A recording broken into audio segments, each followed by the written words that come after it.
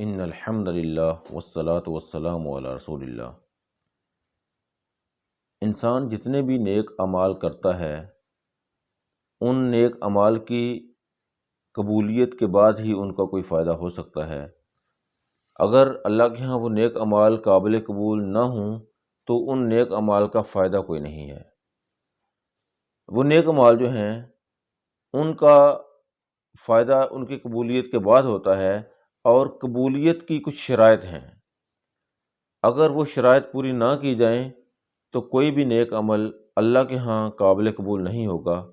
اور پھر وہ بے فائدہ ہو جائے گا۔ ان نیک اعمال کی قبولیت کے لیے جو شرائط ہیں ان میں سب سے پہلی شرط ہے کہ انسان کا عقیدہ وہی ہو جو قرآن میں ہے اور جو اللہ کے نبی صلی اللہ علیہ وسلم کی حدیث میں ہے۔ کسی مسلک کی بات نہیں ہو رہی، کسی شخصیت کی بات نہیں ہو رہی، صرف دو ہستیوں کی بات ہو رہی ہے کہ جو عقیدہ اللہ نے اور اس کے رسول نے بتلایا ہے، اگر اس کے مطابق عقیدہ نہیں ہوگا تو اس انسان کا کوئی بھی عمل قابل قبول نہیں ہوگا۔ اس لیے سب سے پہلے ہمیں اپنے عقیدے کو ریویو کرنا چاہیے، اپنے عقیدے کو ری تھنک کرنا چاہیے کہ کیا ہمارا عقیدہ اللہ اور اس کے رسول کے بتائے ہوئے جو فرامین ہیں ان کے مطابق ہے یا نہیں ہے۔ اگر نہیں ہے تو یہ بہت بڑی لمحہ فکریہ ہے کہ ہم اپنے عقیدے کو درست کریں، اپنے عقیدے کی اصلاح کریں۔ تو اس میں یہ بھی شامل ہے کہ اگر ہمارا عقیدہ اللہ اور اس کے رسول کے مطابق ہے تو ساتھ یہ بھی ہونا چاہیے کہ اللہ ہی کی محبت سب سے زیادہ انسان کے دل میں ہونی چاہیے۔ اللہ کے بعد جو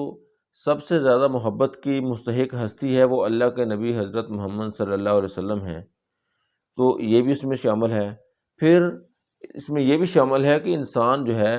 اس عقیدے کے ساتھ صدق و وفا کرے، انسان دل سے سچا ہو، اور جب کسی جگہ پر وفا کا ٹائم آئے تو عقیدہ کو چھوڑ نہ دے بلکہ اس کے ساتھ وفا کرے، اور اگر اس کے لیے کوئی قربانی دینا پڑتی ہے تو اس قربانی کو بھی دے دے، ورنہ اس کا جو عقیدہ ہے وہ صحیح نہیں ہوگا۔ تو سب سے پہلی بات جو ہے کہ انسان کا جو عقیدہ ہے وہ اللہ کی کتاب اور اللہ کے نبی صلی اللہ علیہ وسلم کی سنت کے مطابق ہو، اس میں شرک کی آمیزش نہ ہو، اللہ کے ساتھ شرک نہ ہو، اور نہ ہی اللہ کے نبی کی رسالت میں شرک ہو۔ اللہ کے ساتھ شرک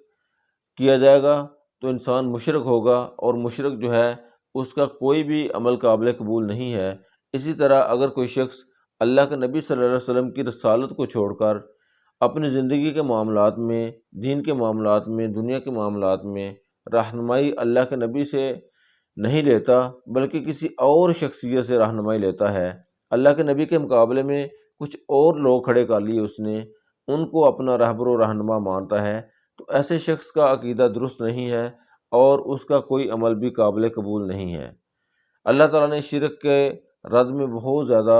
ذکر کیا اپنی کتاب میں۔ اللہ تعالیٰ فرماتے ہیں وَإِلَٰهُكُمْ إِلَٰهٌ وَاحِدٌ لَا إِلَٰهَ إِلَّا هُوَ الرَّحْمَٰنُ الرَّحِيمُ، کہ تمہارا الہ ایک ہی الہ ہے، اس کے علاوہ کوئی الہ نہیں ہے، اور وہ رحمان اور رحیم ہے۔ ایک جگہ پر اللہ تعالیٰ نے فرمایا فَإِلَٰهُكُمْ إِلَٰهٌ وَاحِدٌ فَلَهُ أَسْلِمُوا، کہ تمہارا معبود ایک ہی معبود ہے، بس تم سب اسی کے فرما بردار بن جاؤ۔ پھر اللہ تعالیٰ فرماتے ہیں کہ وَاعْبُدُوا اللَّهَ وَلَا تُشْرِكُوا بِهِ شَيْئًا، کہ اللہ تعالیٰ کی عبادت کرو اور اللہ کے ساتھ کسی کو شریک نہ ٹھہراؤ۔ تو اللہ تعالیٰ نے جو سب سے زیادہ ذکر کیا، سب سے زیادہ زور جس بات پر دیا وہ یہ ہے کہ اللہ کے ساتھ کسی کو شریک نہ کیا جائے۔ اللہ کے نبی حضرت محمد صلی اللہ علیہ وسلم نے فرمایا کہ جو شخص اس حال میں فوت ہوا کہ وہ اللہ کے ساتھ کسی کو شریک نہیں کرتا تھا، اللہ کے ساتھ کسی کو شریک نہیں ٹھہراتا تھا، تو وہ جنت میں داخل ہوگا، اور جو شخص اس حال میں فوت ہوا کہ وہ اللہ کے ساتھ کسی اور کو شریک کرتا تھا تو وہ جہنم میں داخل ہوگا۔ یہ حدیث صحیح مسلم میں ہے۔ پھر اسی طرح حضرت عبادہ بن صامت رضی اللہ تعالیٰ عنہ کے مطابق ان سے ایک حدیث مروی ہے، وہ کہتے ہیں کہ جس شخص نے یہ گواہی دی کہ اللہ کے سوا کوئی معبود برحق نہیں ہے، تو ایسے شخص پر اللہ تعالیٰ نے جہنم کی آگ کو حرام کر دیا ہے۔ تو پہلی شرط ہے کہ انسان کا عقیدہ وہی ہو جو عقیدہ اللہ اور اس کے رسول نے بتلایا ہے، اس کے علاوہ کسی اور عقیدے کا حامل وہ شخص نہ ہو۔ تو یہ پہلی شرط ہے۔ دوسری شرط جو ہے وہ یہ ہے کہ جو بھی عمل انسان کرتا ہے اس عمل کا قرآن میں ذکر ہو، اللہ کے فرمان میں ہو اور اللہ کے نبی کے فرمان میں ہو، اس کا حکم اللہ نے بھی دیا ہو، اللہ نے دیا ہو یا پھر اللہ کے نبی نے دیا ہو، وہ عمل جو ہے وہ خود ساختہ نہ ہو، اپنے پاس سے نہ گڑھ لیا ہو۔ اپنے پاس سے اگر کوئی شخص کوئی عمل گھڑ لیتا ہے، وہ چاہے دیکھنے میں کتنا ہی اچھا عمل کیوں نہ ہو، اس کی کوئی ویلیو، کوئی وقت نہیں ہے۔ اور ایسا عقیدہ رکھنے والا شخص کہ جو شخص کسی عمل کو اس لیے کرتا ہے کہ وہ اس کو اچھا لگتا ہے، یا پھر کسی مولانا صاحب کو اچھا لگتا ہے، یا پھر عوام کو اچھا لگتا ہے، لیکن اس عقیدہ کا، اس عمل کا تصور، کانسیپٹ اللہ کے قرآن میں نہیں ہے، اللہ کے نبی کی شریعت میں نہیں ہے، تو ایسا عمل جو ہے وہ بھی قابل قبول نہیں ہے۔ تو عمل کو کرنے کے لیے اللہ اور اس کے رسول صلی اللہ علیہ وسلم کے فرامین میں سے ہونا چاہیے۔ اللہ تعالیٰ نے فرمایا وما اتاکم الرسول فخذوہ، جو اللہ کے نبی صلی اللہ علیہ وسلم تمہیں عطا کریں، تمہیں دیں تو اس کو لے لو، وما نہاکم عنہ فانتہوا، اور جس سے منع کریں اس عمل سے رک جاؤ۔ تو اللہ کے نبی صلی اللہ علیہ وسلم کی اطاعت ہی کرنی ہے، اللہ کے نبی کے فرمان سے باہر نہیں جانا ہے۔ اللہ کے نبی کا فرمان ہے کہ بس جب میں تمہیں کسی چیز سے روکوں تو اس سے رک جاؤ، اور جب کسی چیز کا حکم دوں، کسی بات کو بجا لانے کا حکم دوں تو اس کام کو کر لو، یہ اللہ کے نبی کا فرمان ہے۔ تو اللہ کے نبی صلی اللہ علیہ وسلم کی شریعت جو ہے اس میں سے اس کام کا، اس عمل کا موجود ہونا ضروری ہے۔ اللہ نے فرمایا یا ایھا الذین آمنوا لا تقدموا بین یدی اللہ ورسولہ واتقوا اللہ، اے ایمان والو اللہ اور اس کے رسول صلی اللہ علیہ وسلم سے آگے مت بڑھو۔ تو دوسری جو شرط ہے وہ یہ ہے کہ جو بھی عمل کیا جائے وہ اللہ اور اس کے رسول کے فرامین میں سے ہو، وہ قرآن و حدیث میں موجود ہو، وہ اپنے پاس سے گڑا گیا نہ ہو۔ تیسری جو شرط ہے کسی بھی نیک عمل کی قبولیت کے لیے وہ یہ ہے کہ رسول صلی اللہ علیہ وسلم نے جو کام کرنے کا حکم دیا ہے اس کام کو اسی طریقہ سے کیا جائے جس طریقہ سے اللہ کے نبی نے کرنے کا حکم دیا ہے یا پھر کیا ہے۔ اگر نماز پڑھ رہا ہے کوئی شخص تو نماز ایسے طریقے کے مطابق پڑھی جائے جس طریقے کے مطابق اللہ کے نبی نے حکم دیا ہے۔ سلو کما رأیتمونی اصلی، نماز ایسے پڑھو جیسے مجھے پڑھتے ہوئے دیکھتے ہو۔ تو اپنے پاس سے طریقہ نہ گڑھا جائے۔ روزہ رکھ رہا ہے ایک شخص، اس روزے کے تمام معاملات جو ہیں وہ اللہ کے نبی کے فرمان کے مطابق ہوں، اپنے پاس سے کوئی چیز نہ ہو۔ حج کر رہا ہے، زکوٰۃ دے رہا ہے، جو بھی نیک عمل کر رہا ہے، ان تمام نیک اعمال میں اپنی مرضی کا گڑھا ہوا طریقہ نہ ہو، بلکہ تمام معاملات میں تمام اعمال کو اس طریقے کے مطابق کیا جائے جس طریقے کے مطابق اللہ کے نبی صلی اللہ علیہ وسلم نے حکم دیا ہے۔ اللہ تعالیٰ فرماتے ہیں وَمَن يَعْصِ اللَّهَ وَرَسُولَهُ وَيَتَعَدَّ حُدُودَهُ يُدْخِلْهُ نَارًا خَالِدِينَ فِيهَا، کہ جس شخص نے بھی اللہ اور اس کے رسول صلی اللہ علیہ وسلم کی نافرمانی کی، جو شخص بھی اللہ اور اس کے رسول کی نافرمانی کرے گا اور اس کی حدوں سے تجاوز کرے گا تو وہ اسے آگ میں داخل کرے گا۔ تو اللہ کے نبی صلی اللہ علیہ وسلم کے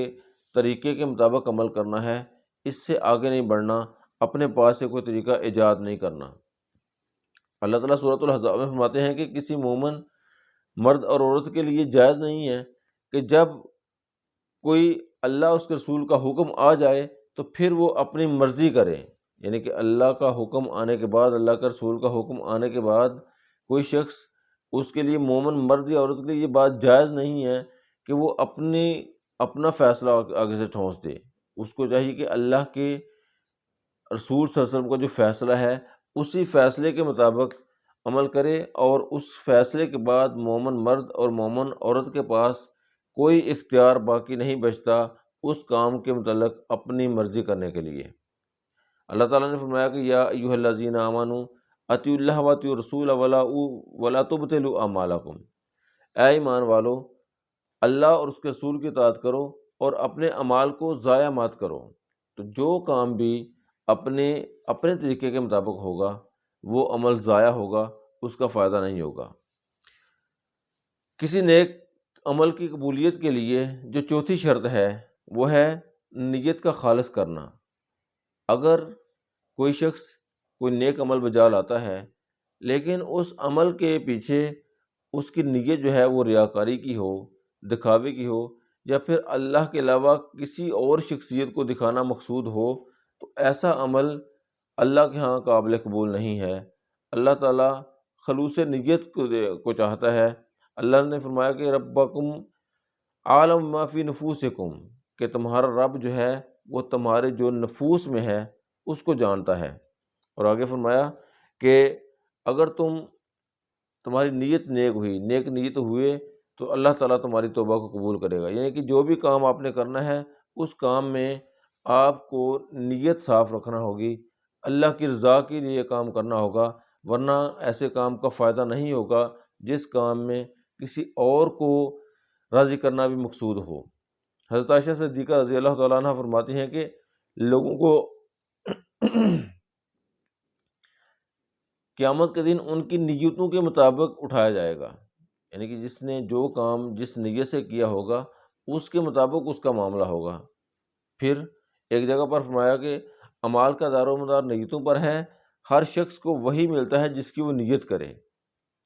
تو نیت جو ہے وہ خالص ہونی چاہیے، اللہ کی رضا کے لیے کام کرنا چاہیے، جو بھی نیک عمل ہو اس کو خالصتاً اللہ کی رضا کے لیے کیا جائے۔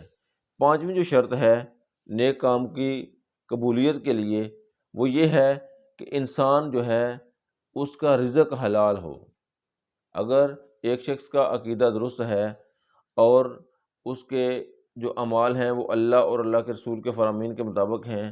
ان کا طریقہ بھی اللہ کے نبی صلی اللہ علیہ وسلم کا بتایا ہوا ہی ہے، اور وہ کر بھی خالص اللہ کی رضا کے لیے ہے، کر رہا ہے، لیکن اس کا جو رزق ہے وہ حلال نہیں ہے، تو اس کا بھی عمل قبول نہیں ہوگا۔ اللہ تعالیٰ نے قرآن پاک میں انبیاء کو اور مومنوں کو دونوں کو یہی حکم دیا ہے کہ حلال اور طیب کو کھاؤ۔ اللہ کے نبی صلی اللہ علیہ وسلم نے ایک شخص کا ذکر کیا کہ جو بڑی لمبے سفر کر کے اللہ کے گھر پہنچتا ہے اور جا کے وہاں پر بڑا گڑ گڑا کے یا رب، اے میرے رب، اللہ سے دعا کرتا ہے، حج یا عمرہ کرنے کے لیے گیا ہے، تو اللہ تعالیٰ آگے سے جواب دیتے ہیں کہ اس کا کھانا حرام کا ہے، اس کا پینا حرام کا ہے، اور اس کا لباس حرام کا ہے، اس لیے اللہ تعالیٰ اس کے کسی عمل کو بھی قبول نہیں کرے گا۔ تو یہ جو 5 شرائط ہیں، اگر ان میں سے کوئی ایک شرط بھی کم ہوئی تو جو بھی نیک عمل ہم کریں گے اس عمل کا فائدہ نہیں ہوگا، وہ عمل ضائع ہو جائے گا۔ اس لیے ہمیں چاہیے کہ نیک اعمال کو ان شرائط کے مطابق کریں، ورنہ کسی بھی نیک عمل کا فائدہ نہیں ہوگا۔